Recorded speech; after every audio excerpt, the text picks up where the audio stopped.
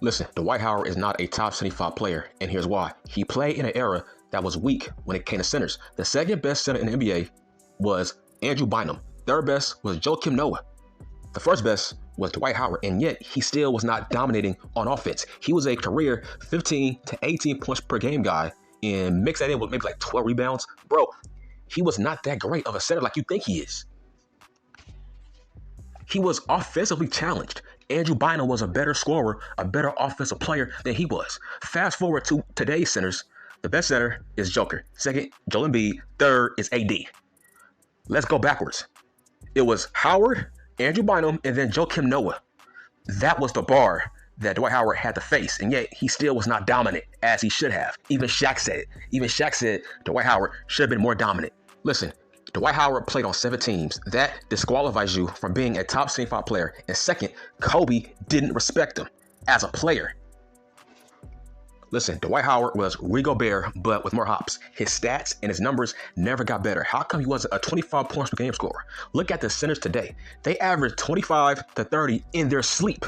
That's why if Howard was in his prime today, he would be obsolete because he wouldn't translate to today's widespread offense. So let me get this straight. Howard couldn't shoot.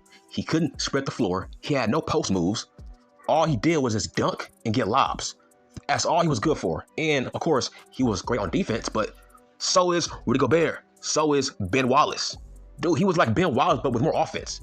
And that ain't saying much. I would look at Dwight Howard as he was DeAndre Jordan, but with more offense. Once again, but that's not saying much. And when he went to the Lakers, that's when he got exposed. Because how come the Lakers got knocked out the first round after Kobe got hurt? It was Nash, Powell, and Howard, right? Howard did nothing in that series. I think it was the Lakers and the Spurs. Bro, if he was so great, how come he didn't carry the Lakers to the second round? How come once he went to the Rockets, he was a role player, a sidekick, he was a rebounder. Once he left Orlando, he was nothing more than a rebounder. He had no more offense. He was exposed as a guy that just got lobs and just dunks. And most importantly, he's played on 7 teams. How is he a top 75 player over Dame Lillard?